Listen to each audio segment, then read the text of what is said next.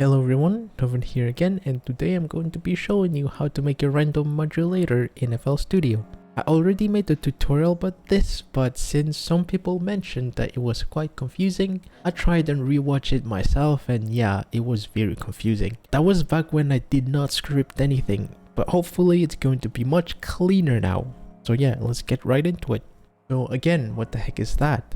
Think of it as a constantly changing LFO. A normal LFO is usually set, like for example, a triangle wave, a sine wave, a saw wave, or a square wave. And you apply those LFO modulator to stuff like, for example, let's say the level, which is the volume, and then go to LFO. So that's the square wave. This is the triangle wave. This is the saw wave. And this is the sine wave. A random modulator is just that, but instead of being set to a specific wave shape, it's random. So why should you care about it? Let's say you're designing a sound and you're modulating multiple things. There's going to be some part of that sound that will sound amazing. Small happy accidents. Like for example this. That's basically a high pass and pitch modulation combo. I made this as an example because a lot of people use that where they modulate the pitch higher and the high pass cutoff higher as well. And there's a reason why, because it sounds cool. With a random modulator, you can automate both of these parameters, which is in this case the filter cutoff and the pitch, and let it play forever. While recording it, of course. It will automatically spit out different cool modulation combos without you knowing, in a way that you would have never expected. That's the beauty of randomizing stuff. There are two ways to set it up. First way to do it is by using Patcher, the generator version or the effect version of Patcher. In this case, I'm going to use the generator version of Patcher and open one peak controller and go to that peak controller and select the randomness preset. This is the modulation we're going to manipulate. And after that, add an XYZ controller. Now, if you're not familiar with this effect, I'm going to link the manual of this effect in the description. It's very easy to understand and also not very long, so I recommend you to read it. In this situation, we're going to use it to modify the first peak controller's modulation. XYZ controller lets you control up to 3 parameters. You right click on XYZ controller and then go to input, go to parameters, and enable X and Y and Z by right clicking, by the way. And we're going to also enable the output. So go to outputs, controllers, X, Y, and Z, so that the edited version of our initial modulation gets to be applied to anything. Now we're going to be routing the first peak controller's LFO to X, Y, and Z. Right click on the peak controller, go to outputs, go to controllers, and select LFO. Assign it to X and Y and Z. And as you can see, it's moving all over the place because XYZ controller detects the initial modulation, which is this peak controller. Now 3 of our controllers, which is X, Y, and Z, are going to react the same exact way because the source modulation is just one peak controller. But we can edit them individually. Before we edit stuff, let's assign the output of each controllers to something. Add a third peak controller and activate the tension, the shape, and the speed. Now route 3 of them to 3 of the output of the previous XYZ controller, tension to X, LFO speed to Y, and LFO shape to Z. Each tabs, by the way, have an input and output mapping kind of configuration. I'm gonna go ahead and do some very basic obvious example. So let's say I want the speed to stay slow and occasionally go faster. In the peak controller, oh by the way, activate the volume so that you can see stuff. In peak controller, the lower the value of the speed knob, the faster the modulation gets. With that in mind, go to the Y of the XYZ controller, which where we assign the speed of the second peak controller's LFO to, like as you can see up here. It's going to Y. Let's go to Y and show the second peak controller as we're editing it, and go to the input mapping of Y. I'll have to do this shape in the input. So this will say value wise, stay at the max value for a longer period of time, and then go to the lowest value occasionally, but not every time. You see here that most rooms have been occupied by the highest value we set, and only this small portion is being set to be the lowest value. That's essentially what it's doing. Now that's the input, and it still goes to the output mapping. The output is going to shape the overall settings you made to the input. Let's say you do this, for example. I'm basically shaping the tension of the input. It's basically kind of like doing this. So I'm gonna put it down here so that it's more obvious. I'm basically doing this to the output of the modulation. Future TOavn here. So I've realized that when I was trying to demonstrate the tension business, like the tension output action to the input modulation, I realized that I had a point selected. So it's basically this. Like, let's say I click a point, and this has to do with the new update of FL, by the way. So this, as you can see, it highlights to green. And when I like try and, mess around with the tension, it's going to change the tension of that one point. And that was kind of like a bad demonstration. This is basically what the tension does to things. So right here, I have nothing selected. Nothing is being highlighted to green. I'm going to now demonstrate what the tension truly does. So if I were to, like, again, go to the output mapping of Y, for example, and I increase the tension, this is basically what it's going to do to the input signal. So I'm going to increase the tension. This is what the tension does to the input signal. And if I were to like decrease the tension, it will do this. And of course, this is how you decrease the tension. So yeah, just a little correction there. Here, because I was, again, boosting the tension. And if I were to like do this, for example, that basically means that I am manipulating the offset of the input modulation, which is kind of like this. And it's basically like that. Although don't be limited by those basic things I just demonstrated, you can literally go ahead and draw. The more complex this is, the more interesting modulation you're going to get out of it. Now you're ready to take this peak controller's LFO and assign it to things. But there's a problem though. The problem is this is just one modulation, and if you were to like assign it to multiple parameters, for example, like let's say I want the high pass to be automated and the level, and I want to like go to output controller and activate the LFO, this is still one modulation. So if you were to like route this to things, it's going to move the exact same way. Like as you can see, the level and the filter cutoff are moving the exact same way. But like if that's what you want, you can do it. And what I suggest you to do is to edit this already random modulator. Now how do you do that? It's basically by adding another XYZ controller and modify this already random modulator. So we're going to do the same exact thing as this. So again, remember, we can edit up to 3 parameters. I'm gonna route the second peak controller's LFO to this new XYZ controller, which I can call Harmer, because I'm going to edit stuff inside Harmer. So I can go to output and activate the X and Y, and well, Z as well.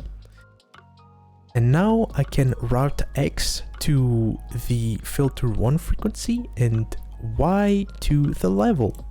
And in here, if I want to be fancy, I can go to Y, which is in this case, is the Harmer's main volume. I can go to input and I can invert the value. this random modulation here is going to be inverted for the level. And as you can see, if you like look at them, the high pass, which is the X of this XYZ controller, I haven't touched it yet. It's still the same as this, as the second peak controller's LFO. So it's the original value basically. And this is the inversion of that. That goes to show that you can furthermore, you know, edit this already random modulation. So in X, for example, I want to draw something. So now it's a completely different modulation now. It's no longer like this modulation that we already made. It's something else entirely. It's an edited version of this. And that edited version gets to be applied to other things. So you can like keep going if you wanna, for example, add destructor and route this here, and you want to like add a comp filter, which I'm gonna choose comp minus, and you can make another XYZ controller to again edit this peak controller's LFO more. So I'm gonna route it to X, Y, and Z and make an output as well. And I can name this comp filter. And I can like activate the cutoff and the resonance and route it there. And now we have a lot of, you know, flexibility when it comes to randomizing. So I can go like, you know, those are just basic examples, by the way. I can go to output and like increase the offset, for example, and then go to X and decrease the offset or invert the offset. And now we have a lot of random, you know, parameters. I'm actually going to play just to hear how it sounds.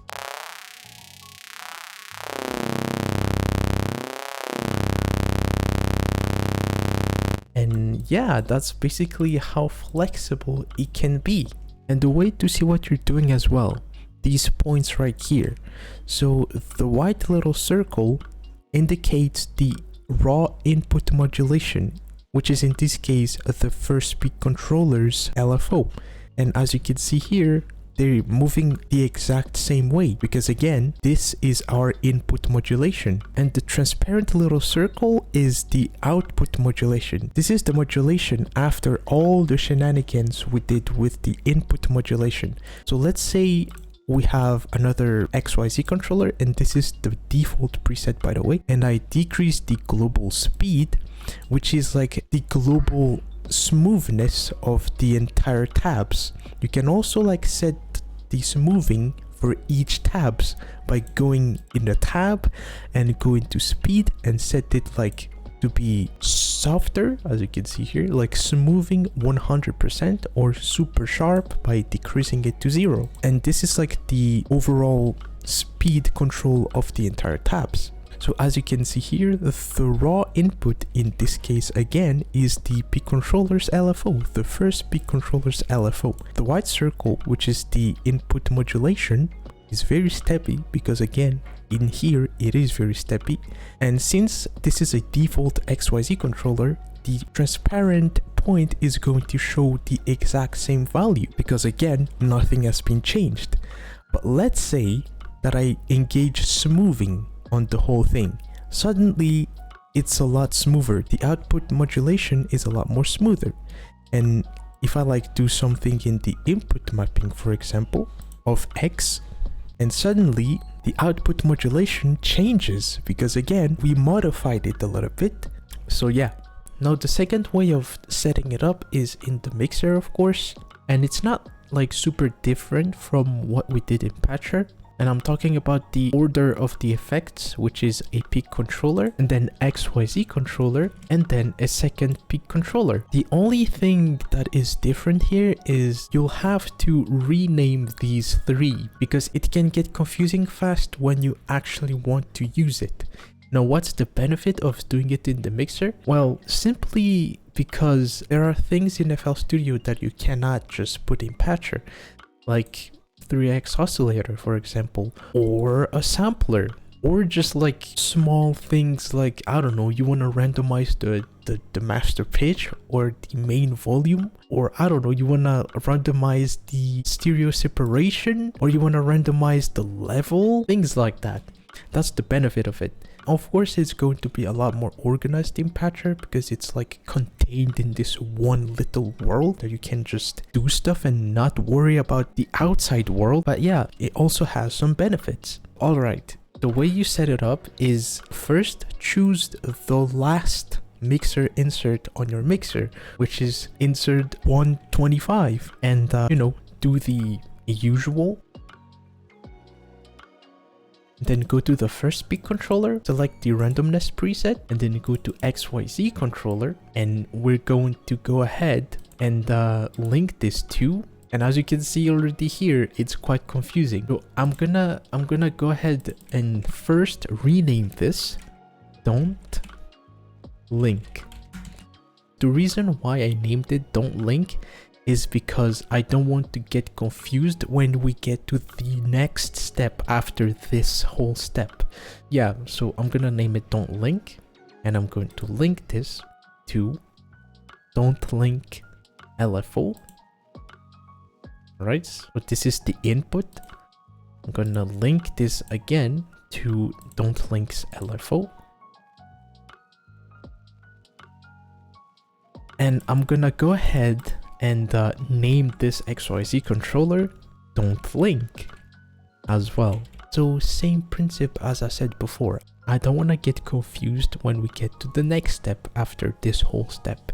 So I'm gonna go to the final peak controller and activate the volume so that there's some, you know, modulation being generated. Select tension, again, same as in Patcher, link to don't links X. Tension is going to be linked to the X of this XYZ controller, and same as in Patcher again, link this to don't link Y, and then link the speed to don't link Z. And now as you can see, it's the same exact effect as we did in Patcher. And now we can go to don't link, for example, and go to the input of X and do some stuff. Alright, so let's say I'm happy with this. And now I'm going to go ahead and rename the last peak controller link me. Go ahead and right click on the mixer insert and then dock to right. And don't link it to anything, unroute it from the master. And now it's like its own standalone like modulator mixer insert, if that makes sense. And I can name it rand mod. And now let's say I load a 3x oscillator, something that I cannot load inside Patcher, and I want to randomize the volume. I'm going to assign it to one mixer insert, which is insert 1, and I'm going to go ahead and add an XYZ controller in here. And now I can go ahead and link the X to link me's LFO, which is right here. And this is what you want to link everything to make your life easier. So yeah, just do that. Link me LFO again and link me LFO. And from here, you can modify even more this already random modulator. And I can name this XYZ controller that I just added 3x os. Let's say I want to randomize the volume of the 3x oscillator. I totally can do that. And let's say on X, for example. And let's say I want to modulate. Can I? Oh, I can. I can modulate the oscillator shape. So link to controller and 3x OSC's Y. And now you can see that it's doing things. And we can, you know, edit even more. And we can also control the speed of Y if we wanted to. And we can like decrease the speed of X. Now X is a lot slower and Y is really fast. So let's go ahead and play. Yeah, that's pretty much it. That's how you set it up inside the mixer. And one last thing before I leave, you may be thinking you can save this, like this like mixer insert. by saving it right here on file and then save mixer track state as. And yeah, you can. And I tried it and there's a problem with it. Whenever you load the preset, let's say I'm gonna do it right now. So let's say I wanna load the preset here. So it's right here. I'm gonna load it and then go there and go to the link me. And as you can see, it's a basic LFO. And that's the problem. The routing we did has been like screwed up for some reason. It doesn't really link to anything anymore. And that's like a big problem. You do not want to go ahead and link these guys to this randomizer again and again and again every single time. So what I suggest you to do is to do this, you know, the one that is already routed, and duck it to the right, unroute it to the master, and then save the project as a template. And every time you open the project, the routing isn't going to be screwed up. I hope this tutorial helped and was clear enough to most people. And yeah, if so, give this video a like, and you can also subscribe to my channel if you feel like doing it, and I'll see you later. Bye bye.